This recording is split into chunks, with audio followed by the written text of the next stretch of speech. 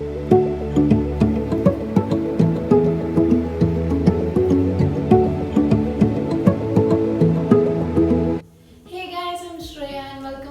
YouTube channel Saad Soul.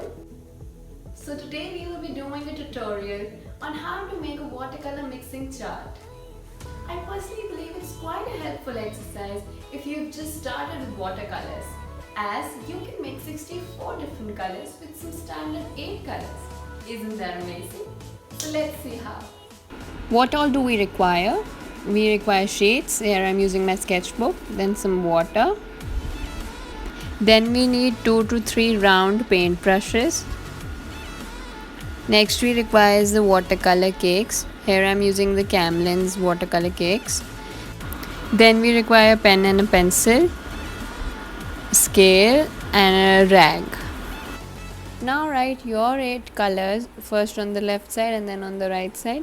Then you have to mix. You have to cross those colors in white with white, then white with red, then white with orange, then white with yellow, white with green, similarly red with white, then red with red, then red with orange, then red with yellow, and hence you will observe that you can make so many shades of red using all of these colors.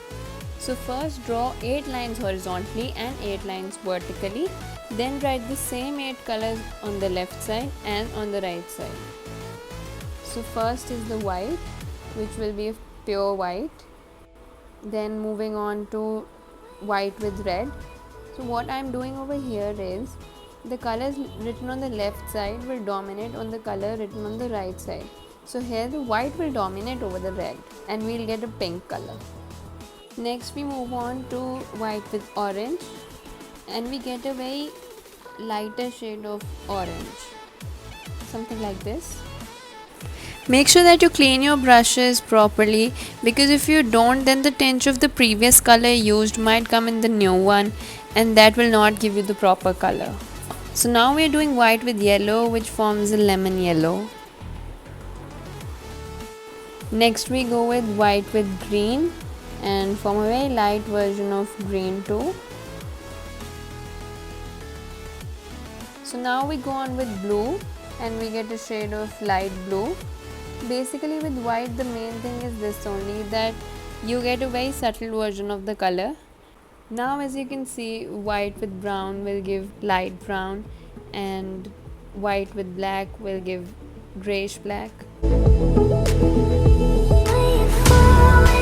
So these are the colors that we made with the whites. Now moving forward to red. So now red will dominate on all the other colors. First we have red with white. So we'll get a brighter pink than we got before. Then next one is the pure red. Then moving forward with red with orange. Here we get a scarlet red version. Further with red with yellow. There is a tinge of yellow now, you see in the red. It gives us an orange color. Moving forward with red with green. This gives us a violet shade. Meanwhile doing this, my brush slipped from my hand and you see 2 red spots in the center.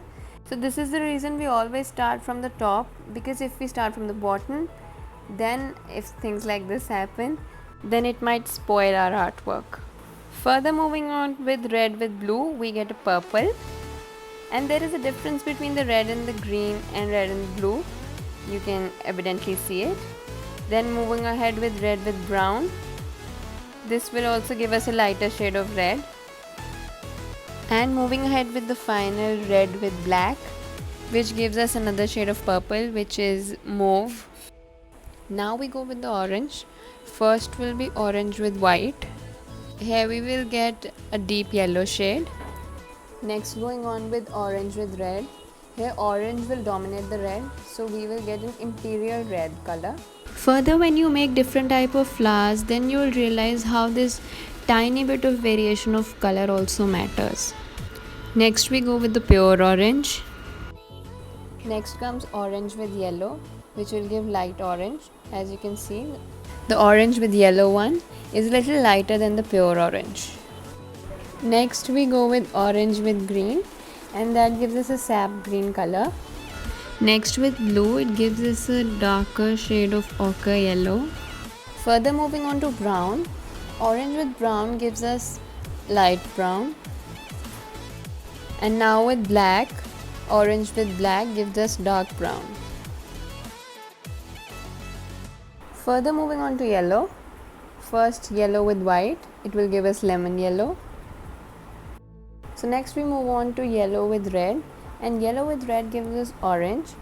The orange we got here with yellow with red is almost similar to the pure orange, as you can see. Yellow with orange will give a lighter version of orange, and you can compare this to orange with yellow, and you will find a difference between both of them because of the dominance of the color. Next is the pure yellow. Further moving on to yellow with green, we'll get light green. Further yellow with blue will give us a shade of green, which will be darker than the previous one. And yellow with brown will give us ochre yellow. And the last one, yellow with black, that will give us a grayish yellow. Now moving on to the green. Here green will dominate over the other colors. First with green with white.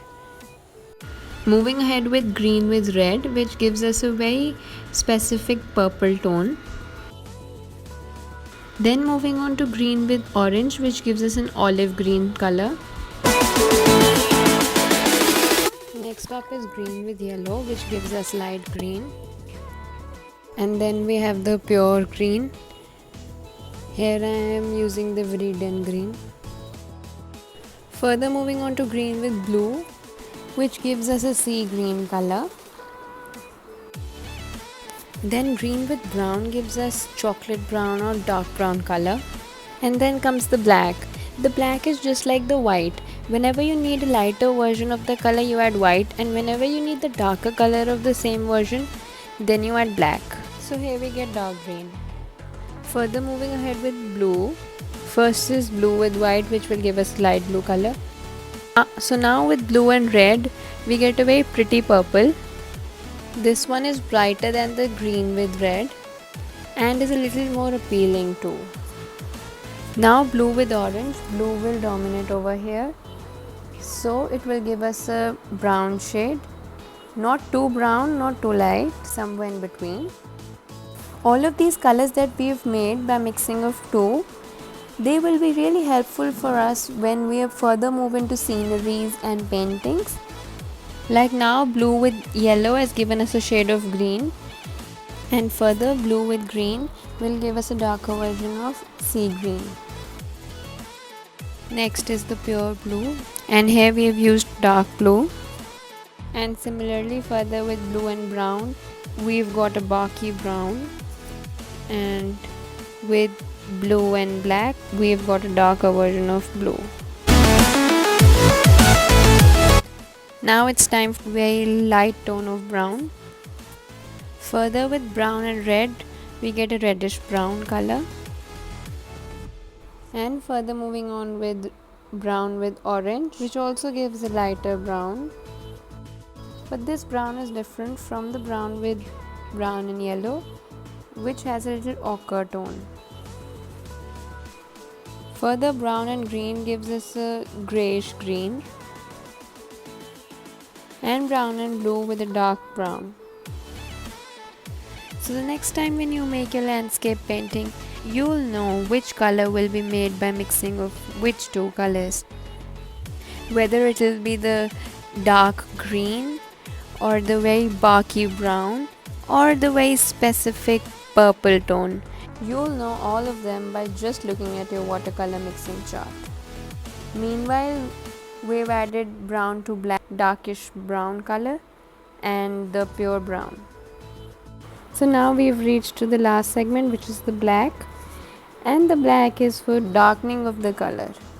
Make sure that you do not have too much of black, else the color will be entirely black and you won't be able to differentiate between addition of red, yellow or orange and so on.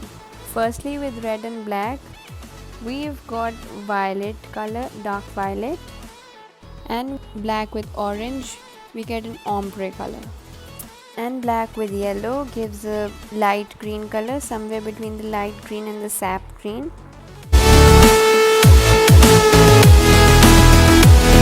Then black with green will give us a darker shade of green. And further, black with blue will give us darker version of blue, and same goes with brown.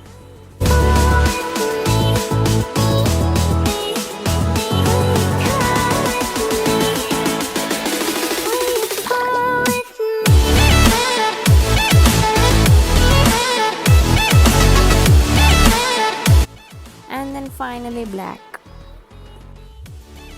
And the solid colors form a diagonal line for you to compare them with the other shades of color. So we are ready with a watercolor mixing chart with a palette of colors. So the next time when you have to make scenery, be ready with your chart and find the best shade for your color. Thank you for watching my video. I hope you enjoyed it. And I'm really thankful to every one of you who subscribed and sent me so much love for the first video. I'll make sure I come up to your expectations and create a lot many more. And yes, if you have any specific ideas for the tutorials, you can write down in the comments section. I would love to do them too. Till then, like, share and subscribe, and happy watching.